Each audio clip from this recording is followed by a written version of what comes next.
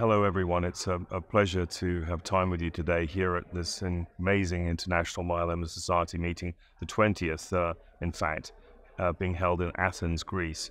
I have the privilege of presenting today on options in frailer older patients in the context of early relapse, but focusing really on opportunities for patients and options specifically that lie outside of the classical bispecific and cellular therapy approaches that are gaining so much excitement in the field, recognizing that those approaches are obviously tremendously valuable to younger, fitter patients.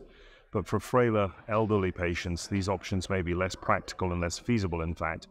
But above all, I think it's a matter of understanding that we need all the options in the management of this disease. And very importantly, as we think about multiple myeloma, to understand that it truly is a disease of subgroups.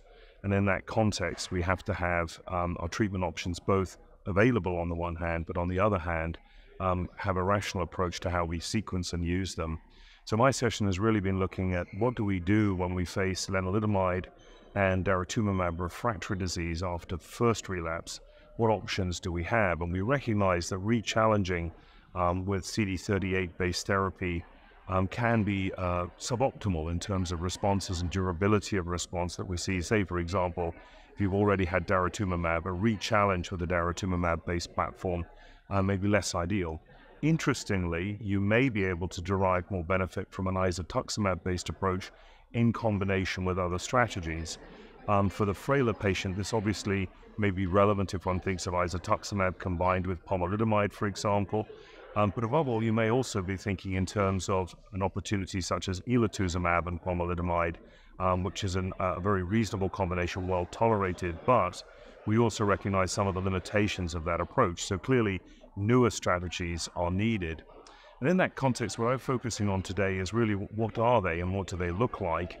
And we're discussing, obviously, the opportunities from other small molecules such as selinexor, an XPO1 inhibitor, which is an oral agent combined with others in particular and dosed at a low dose in combination can be really quite active.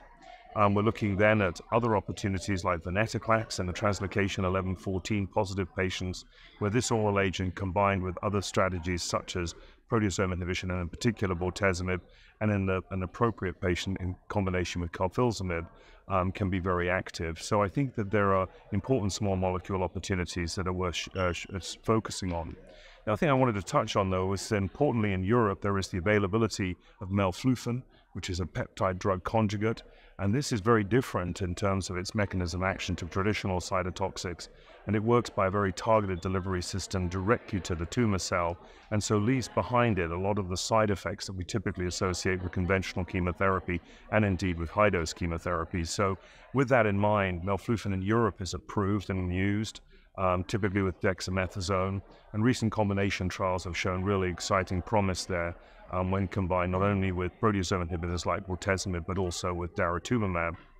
And then as we think beyond those opportunities and look to where we're going in terms of new directions, I think it's important to recognize that we have a whole new space generated after both pomalidomide-based strategies and lenalidomide-based strategies have failed, and that lies with the so-called CELMoDs, which I like to think of as degraders. And these are highly targeted approaches which engage the cerebral E3 ligase complex and trigger a rapid degradation of both Ikaros and ALOS. These are key transcription factors that control not only plasma cell biology directly, but activate the immune system against it. And I think these are particularly promising because we've shown preclinically that they're able to overdrive pomalidomide and lenalidomide resistance. And then when we've taken this to the clinic, these agents have worked in patients in whom lenalidomide has failed them and in whom pomalidomide has failed them. And above all, what we're seeing now in triple-class refractory patients is promising activity from the most potent, arguably, of the CELMoDs, namely mezigdomide. I should mention there's been data at this meeting from iberdomide showing it to be very well tolerated and very active. And we've also presented updates on our mezigdomide experience, showing that not only is it active even just as a monotherapy without dexamethasone, but especially combined with dexamethasone, as we published recently in the New England Journal a few weeks ago. When you combine it, and you do so in patients in whom all three major drug classes have failed them, you see a very solid response rate from just an oral agent of around 41%. And these responses appear durable and sustained.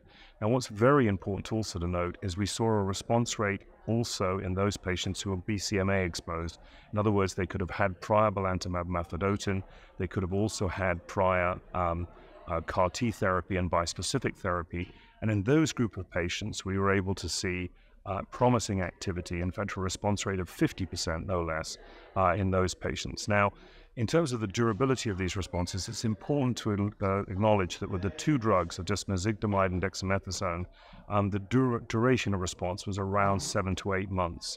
Having said that, when you combine this particular platform with other drugs, like, for example, bortezomib or carfilzomib, or for that matter, a CD38 antibody, these responses are dramatically larger. They almost double in size, and at the same time, the durability is much longer. So we see great promise for these approaches in the future. And then finally, in terms of the other agents that we're discussing at my session today, one of the focuses is on antibody-drug conjugates, namely belantamab mafodotin. And this is a BCMA-targeted approach, which is not strictly a T-cell redirecting approach, which obviously is a bispecific, and certainly not a cellular therapy such as a CAR T, but it does target BCMA. Now, obviously, we've recognized the ocular toxicities associated with its use, but this has proven much more manageable. And as a result of bringing this toxicity down, we've been able to show you can administer this drug every 2 to 3 months in combination with other drugs, manage the ocular side effects actually remarkably well from a patient perspective, and then above all, engender a response when you combine it with other drugs. So we're very excited to have these other opportunities for our patients to complement the real revolution that we're seeing with the immunotherapies. For those younger and fitter patients, we're now seeing opportunities open for older, frailer patients, which we have to realize constitute, in fact, the majority of our patients with myeloma, recognizing that the median age of diagnosis of this disease is 70. So with that being said, it's been a very exciting meeting, and it's been a privilege to be part of the faculty here presenting on these exciting opportunities for our patients. Thank you very much.